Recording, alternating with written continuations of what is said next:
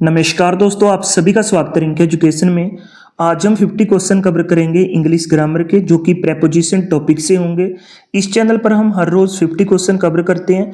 पिछले 5-6 दिनों से हम यहाँ पे प्रेपोजिशन के हर रोज 50 क्वेश्चन कवर कर रहे हैं। आज भी 50 क्वेश्चन कवर करेंगे प्रेपोजिशन के। चलिए शुरू करते हैं। हमारा पहला क्वेश्चन कवर करते हैं। The cat is hiding dash the table. बिल्ली मेज के नीचे छिपी हुई है। जो राइट आंसर है वो आपने बताना है। जो इसका राइट आंसर है वो है option A, under. The cat is hiding under the table. The cat is hiding under the table. जो इसका राइट आंसर होगा वो होगा अंडर। अंडर का उपयोग तब किया जाता है जब कोई वस्तु किसी चीज के नीचे हो।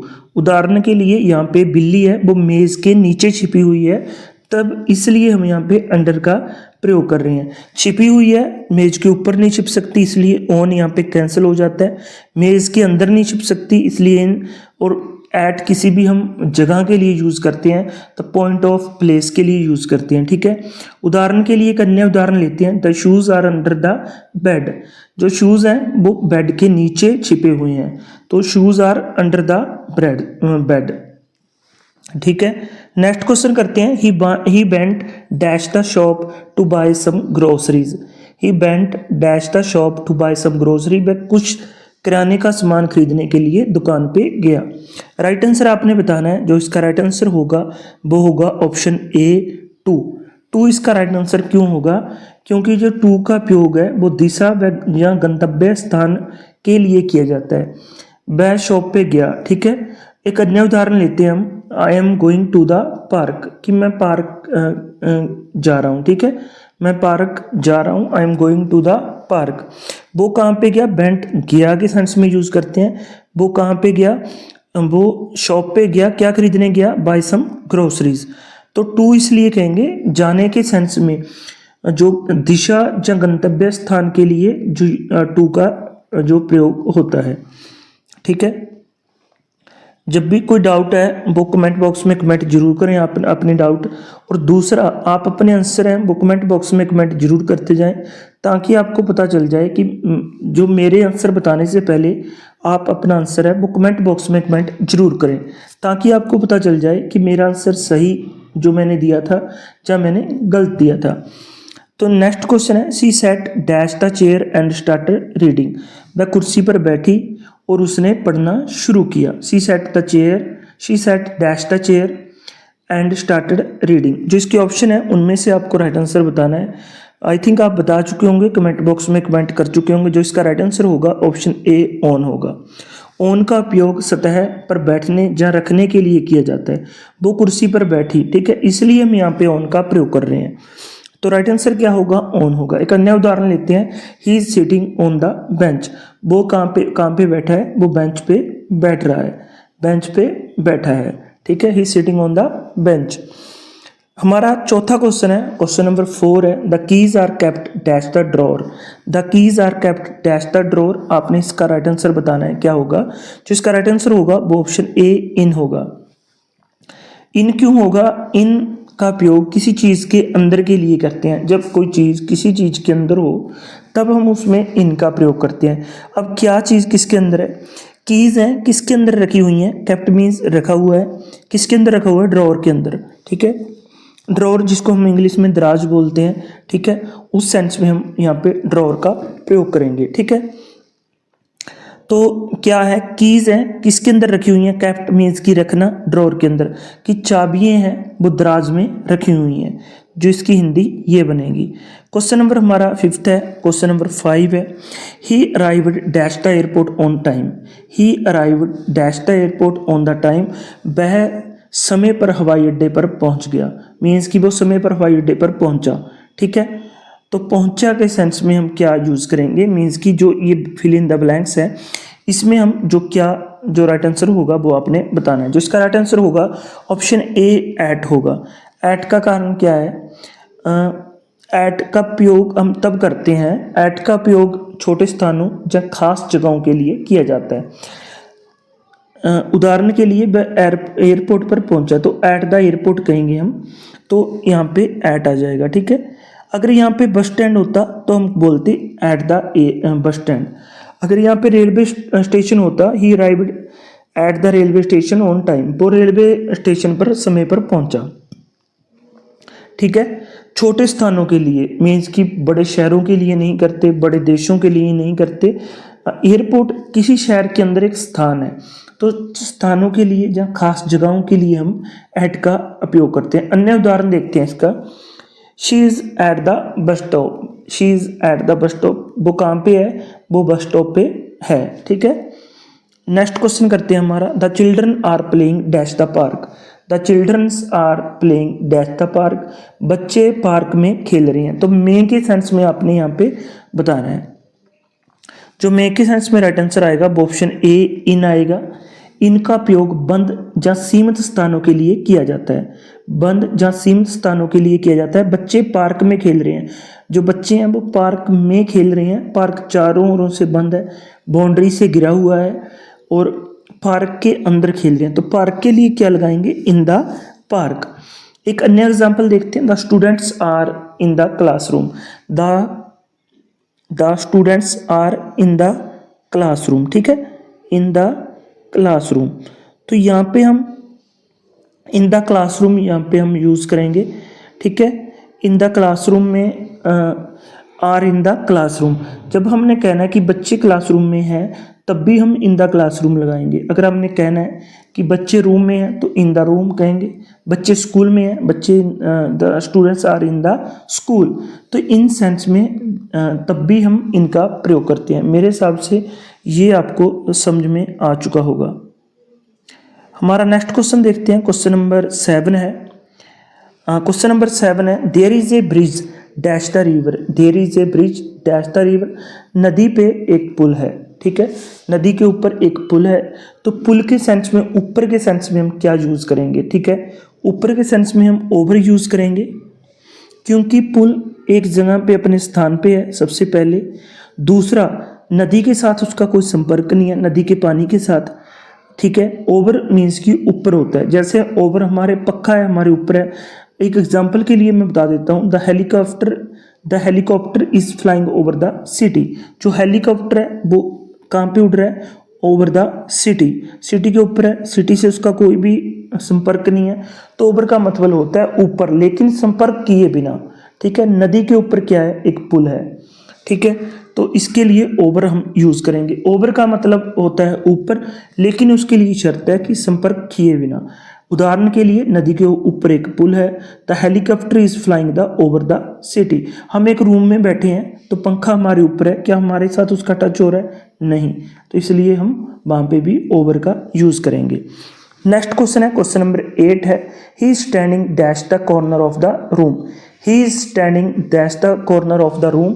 वह कमरे के कोने में खड़ा है, वह कमरे के कोने में खड़ा है, कोने में खड़ा है। इनका उपयोग यहाँ पे जो आपने राइट आंसर होगा वो ऑप्शन बी इन होगा। इनका उपयोग तब होता है जब कोई व्यक्ति किसी क्षेत्र के अंदर होता है। क्षेत्र यहाँ पे क्या है, क्षेत्र यहाँ पे एक कमरा है। कमरे के अंदर कौन है, एक व्यक्ति है। ठीक है, he is standing in the corner of the room, वह कमरे के कोने में खड़ा है। तो राइट आंसर होगा इन। अन्य उदाहरण लेते हैं, एक अन्य एग्जाम्पल लेते हैं हम। The furniture is in the corner, the furniture is in the corner. Right answer होगा हमारा इन। यहाँ पे भी the furniture in the is in the corner. जो फर्नीचर है वो कहाँ पे है, कॉर्नर में है। ठीक है, नेक्स्ट क्वेश्चन करते हैं। क्वेश्चन नंबर 9 है हमारा। She walked dash the road carefully, she walked dash the road carefully.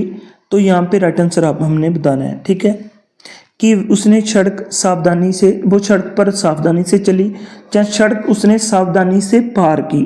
ठीक है, तो यहाँ पे राइट आंसर होगा हमारा अक्रॉस। आप एलिमिनेट कर सकते हैं यहाँ पे दूसरे ऑप्शन को।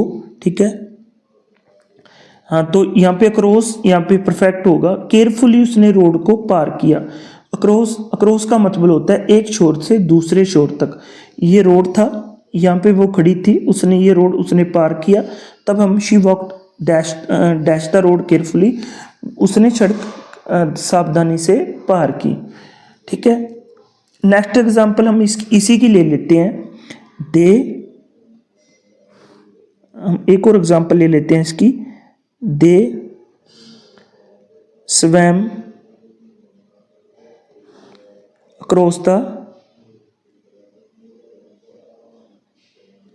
अक्रॉस द रिवर, ठीक है, कि उन्होंने क्या किया, नदी को पार किया, उन्होंने नदी को पार किया, ठीक है, यहाँ भी क्रॉस द रिवर आएगा। पार करने की सेंस में यहाँ पे एक दिशा एक शोर से लेकर दूसरे शोर तक जाने के सेंस में हम अक्रॉस का यूज करेंगे, ठीक है। नेक्स्ट क्वेश्चन है, क्वेश्चन नंबर हमारा 10 है। He is looking dash is lost phone, he is looking dash is lost phone, वह अपने खोए हुए फोन को देख रहा है, वह अपने खोए हुए फ़ोन को देख रहा है, तो यहाँ पे आपने बताना है। मीन्स कि वो खोए हुए फ़ोन को देख रहा है, देख क्या रहा है, उसको ढूंढ रहा है, ठीक है, वो खोए हुए फ़ोन को देख रहा है, मीन्स कि उस फ़ोन को ढूंढ रहा है।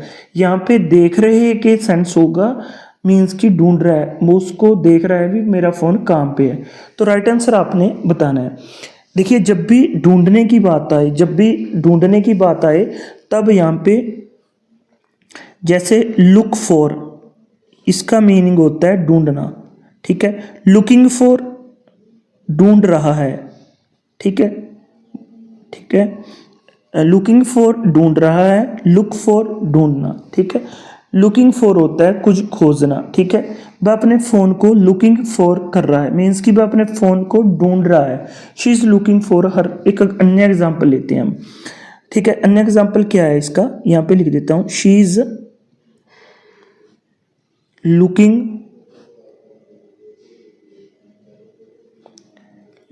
Looking for her notebook,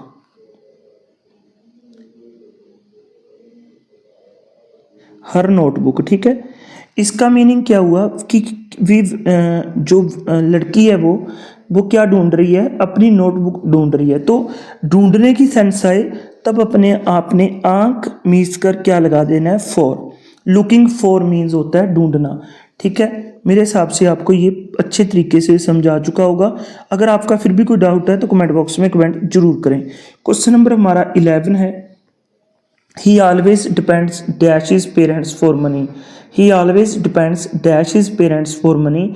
right answer आपने बताना है, वह हमेशा पैसों के लिए अपने माता पिता पर निर्भर रहता है। He is always depend dash his money for parents for money, वह हमेशा पैसों के लिए अपने माता पिता पर निर्भर रहता है। यहाँ पे पर का मतलब बताना है, तो डिपेंड आए तब हम ऑन का प्रयोग करेंगे, ठीक है। राइट आंसर होगा on, depend on her parents,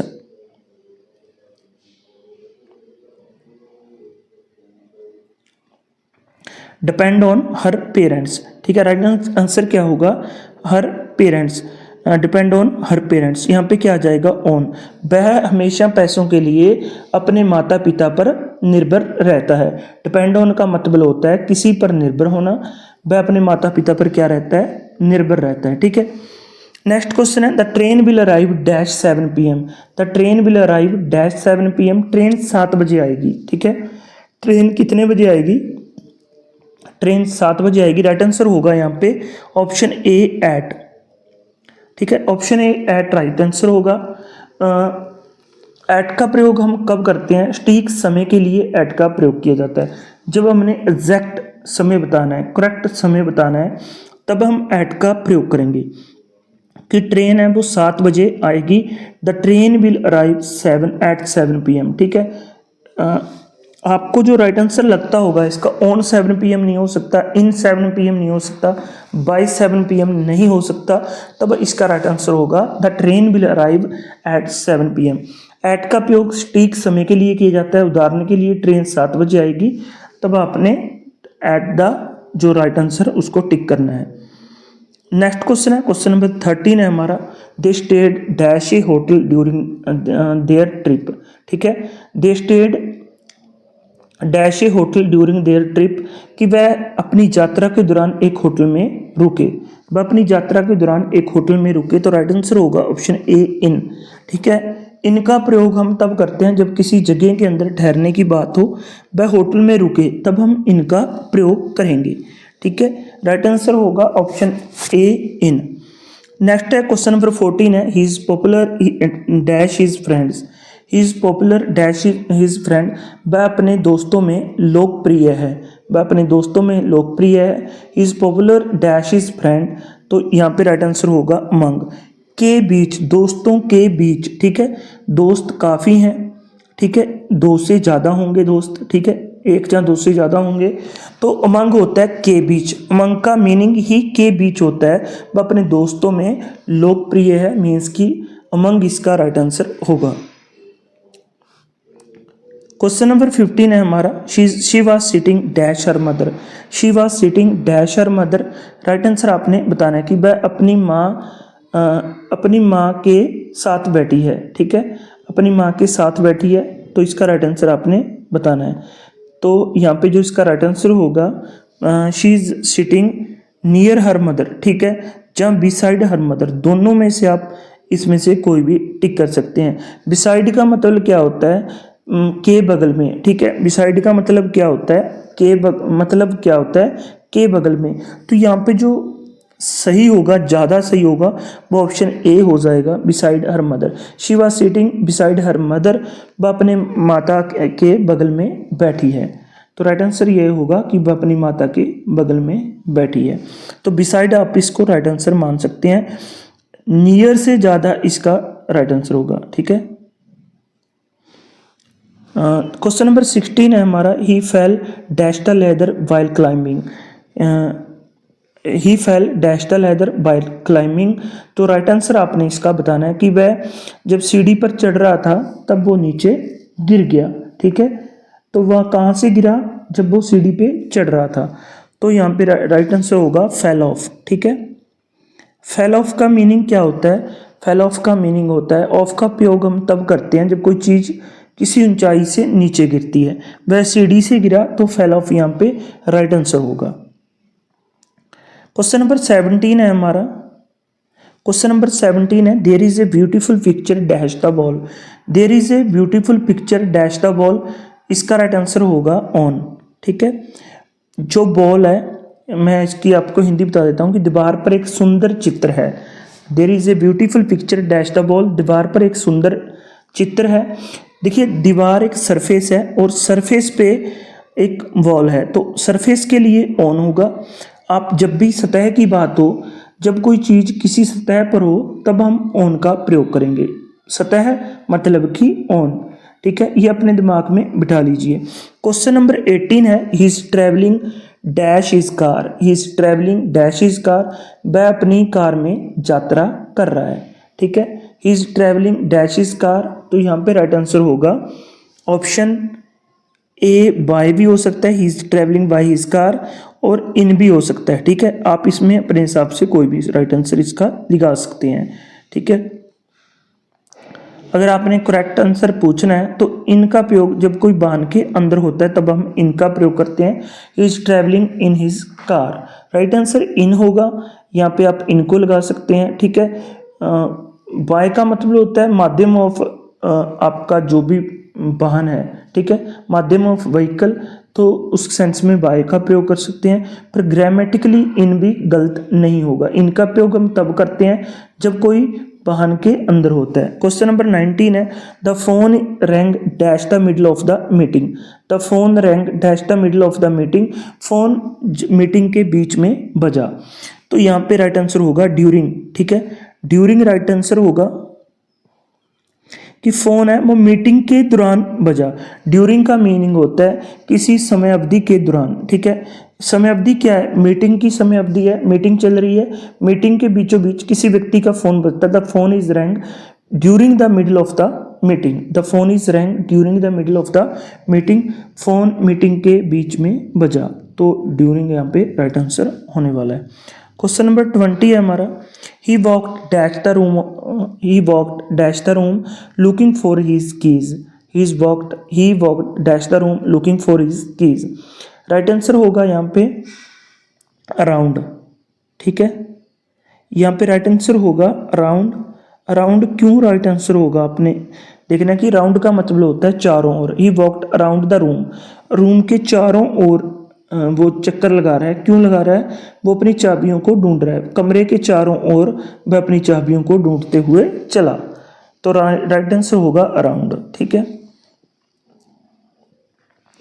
question number 21 है हमारा, क्वेश्चन नंबर 21 है, he is interested dash learning new language.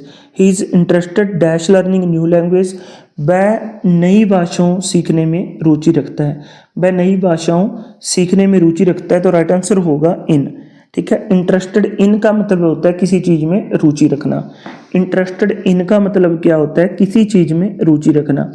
तो वह क्या कर रहा है, नई भाषाओं में रुचि रख रहा है, तो राइट आंसर होगा इन। ठीक है, इन यहाँ पे राइट आंसर होगा। He is interested in learning new language. Question number 22 है, she shared the sweets dash her friends. She shared the sweets dash her friend. तो राइट आंसर आपने यहाँ पे बताना है कि उसने मिठाइयाँ अपने दोस्तों के बीच बांटी। तो यहाँ पे राइट आंसर होगा स्वीट्स विद हर फ्रेंड्स। ठीक है, तो विद का उपयोग हम किसी के साथ साझा करने के लिए भी कर सकते हैं। उसने मिठाइयाँ अपने दोस्तों के साथ बांटी। ठीक है, क्वेश्चन नंबर 23 है हमारा। क्वेश्चन नंबर 23 है, is working hard dash his exams. Is working hard dash his exams. Right answer आपने बताना है, तो राइट आंसर होगा ऑप्शन ए 4 कि वह अपनी परीक्षा के लिए मेहनत कर रहा है। वह अपनी परीक्षा के लिए कड़ी मेहनत कर रहा है, तो लिए के सेंस में आएगा 4। He is working hard for his exams. 4 का उपयोग उद्देश्य या लक्ष्य के लिए भी किया जाता है। क्वेश्चन नंबर हमारा 24 है, the child ran dash his mother when he her. ठीक है, चाइल्ड बच्चा अपनी माँ को देखकर उसने उसकी माँ को देखा, तब बच्चा उसकी ओर भागा। तो उसकी ओर भागने के लिए टूवर्ड का हम प्रयोग करेंगे। टूवर्ड की दिशा में होता है, उसकी दिशा में होता है, किसकी दिशा में, अपनी माँ की दिशा में। बच्चा अपनी माँ की ओर भागा जब उसने उसको देखा। ठीक है, टूवर्ड का मतलब होता है की दिशा में। ठीक है, राइट आंसर होगा हमारा टूवर्ड। क्वेश्चन नंबर 25 है, she got married dash a doctor. She got married dash a doctor. To यहाँ पे राइट आंसर होगा टू। मैरिड टू यहाँ पे फिक्स प्रेपोजिशन होगी। ठीक है, मैरिड टू किसके साथ मैरिड हुई, एक डॉक्टर के साथ उसकी मैरिड हुई। तो मैरिड टू का उपयोग शादी के लिए किया जाता है कि उसकी शादी एक डॉक्टर के साथ हुई। राइट आंसर जो नेक्स्ट क्वेश्चन होगा, question number 26, the train is running dash the time. The train is running dash the time. यहाँ पे राइट आंसर आपने बताना है कि ट्रेन समय पर चली। ट्रेन समय पर चल रही है, ट्रेन समय पर चली। ठीक है, train is running dash the time. The train is running on the time. तो ऑन द टाइम होता है कि समय पर। ऑन द टाइम का मतलब होता है समय पर। ट्रेन समय पर चल रही है। क्वेश्चन नंबर 27 है, क्वेश्चन नंबर 27 है, he lives dash the 5th floor of the building. He lives dash the 5th floor of the building. वह इमारत के 5वें माले पर रहता है। तो राइट आंसर होगा ऑन। यहाँ पे ऑन करेंगे। He lives on the 5th floor of the building.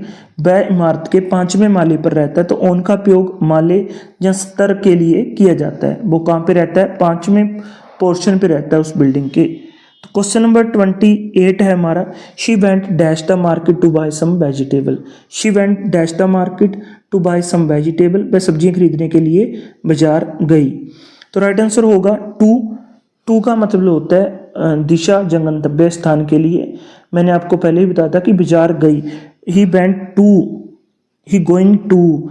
तो किसी दिशा की ओर जाने के लिए हम वेंट टू, गोइंग टू। कहाँ पे गई, टू मार्केट, क्या करने, बाय सम वेजिटेबल।